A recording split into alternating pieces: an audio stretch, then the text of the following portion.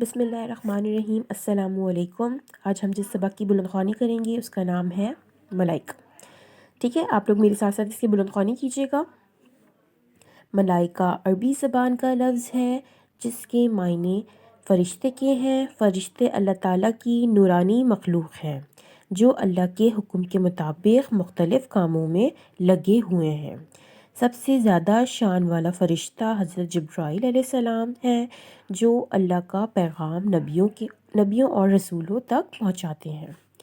حضرت عزرائیل علیہ السلام کا کام اللہ کے حکم سے ہر جاندار کی روح قبض کرنا اور انہیں موت دینا ہے۔ حضرت میکائیل علیہ السلام کی ذمہ داری جانداروں کے رزق اور کھانے پینے کا انتظام کرنا ہے۔ حضرت اسرافیل علیہ السلام جب قیامت کا دن آئے گا تو سور پھونکیں گے۔